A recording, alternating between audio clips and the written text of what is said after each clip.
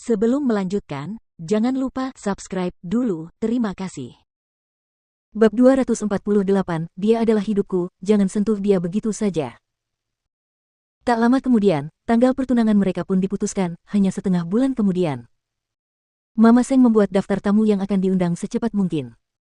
Namun, ketika ia menyerahkan daftar itu kepada suaminya dan kakek Seng untuk dilihat, kakek Seng mencoret beberapa nama orang terkenal dari daftar itu. Bukannya mereka tidak menghormati Seng Xiao. Mereka hanya berpikir bahwa mereka tidak perlu membuat acara ini semegah upacara pernikahan. Jika mereka mengundang semua orang ke acara pertunangan tetapi pertunangan itu dibatalkan, itu akan memalukan. Jadi, mereka hanya perlu mengundang tamu secukupnya untuk memuaskan kakek Sen. Karena mereka adalah teman lama, mereka tetap perlu memberikan muka pada keluarga Sen. Mama Seng tidak setuju dengan hal ini, tetapi Papa Seng menghentikannya sebelum Mama Seng sempat menyuarakan keberatannya. Papa Seng menyeret Mama Seng ke kamar tidur mereka. Apa yang kamu inginkan?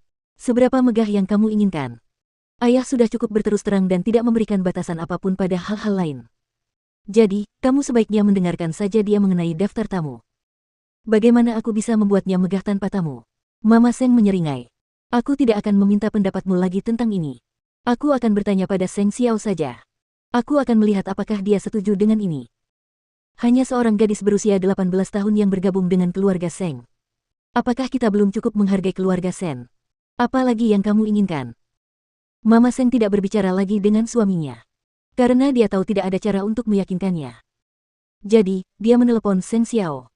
Nak, kita ketemu malam ini kalau kamu ada waktu. Sebenarnya, Seng Xiao tahu ini akan terjadi. Karena tidak ada orang lain selain dia yang benar-benar peduli pada Kier. Jika kakek Seng tulus, dia akan menemui cucu menantunya. Namun, dia tidak pernah menyebutkan hal ini.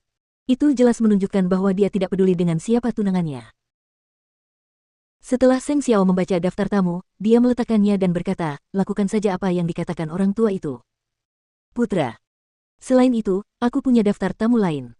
Seng Xiao mengeluarkan daftar tamu dari laci. Lihatlah dulu. Mama Seng mengambil daftar tamu. Ia bingung. Namun setelah membacanya, ia merasa senang. Begitulah kira-kira. Kamu sudah memikirkannya, bukan? Bukankah kita harus selalu mempersiapkan diri terlebih dahulu saat ingin berhadapan dengan orang-orang kuno itu? Tanya Seng Xiao. Ibu, aku tahu keluarga Seng tidak menganggap serius Kier. Jadi, tidak dapat dihindari bagiku untuk bertarung dengan mereka di masa mendatang. Ibu harus bersiap untuk itu. Aku akan bersyukur kepada Tuhan dan berdoa kepadanya setiap hari jika kamu dapat memperlakukan Kiki seperti ini selama sisa hidupmu. Mama Seng khawatir Seng Xiao akan meninggalkanmu Kiki. Bagaimanapun, gadis itu telah memberinya segalanya. Seng Xiao terkekeh namun tidak mengatakan apapun. Apakah kamu sudah mengundang orang-orang ini? Jing Yun sudah menghubungi mereka. Mengenai mereka yang memiliki status sosial yang sangat tinggi, aku menghubungi mereka secara pribadi tadi malam. Mereka semua adalah temanku, jadi mereka akan datang. Selama bertahun-tahun, Seng Xiao telah bepergian ke seluruh dunia, jadi jaringan sosialnya luas. Mereka termasuk seorang maestro Amerika, seorang taipan anggur Prancis, seorang pangeran Denmark. Tidak diragukan lagi baginya untuk dapat mengundang beberapa orang ini ke pertunangannya. Ketika semua tamu undangan dari keluarga Sen dan Seng berkumpul, siapa yang akan kehilangan muka? Tentu saja, kakek Seng. Dia hanya mengundang sedikit orang. Kalau begitu, aku tidak akan mengkhawatirkannya lagi. Mama Seng mengangguk. Namun, dia menatap Seng Xiao dengan serius. Dia tahu bahwa tidak ada seorang pun di keluarga Seng yang bisa mengalahkan putranya. Tidak ada yang terjadi sejauh ini. Namun, dengan bergabungnya Kiki ke dalam keluarga, tampaknya keseimbangan itu terganggu. Ibu, jangan terlalu banyak berpikir. Tidak peduli siapapun orangnya, ini pasti akan terjadi suatu hari nanti. Tidak heran kau bilang kau akan mengizinkanku menemui menantu perempuanku dalam 3 bulan. Kau menepati janjimu. Seng Xiao mengernyitkan alisnya dan tersenyum percaya diri. Bukankah dia selalu menepati janjinya?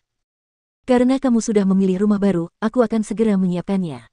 Setelah itu, kamu bisa langsung pindah setelah pertunangan. Dan aku butuh 2 pengawal. Mama Seng mengangguk setuju. Aku akan menyiapkannya untukmu.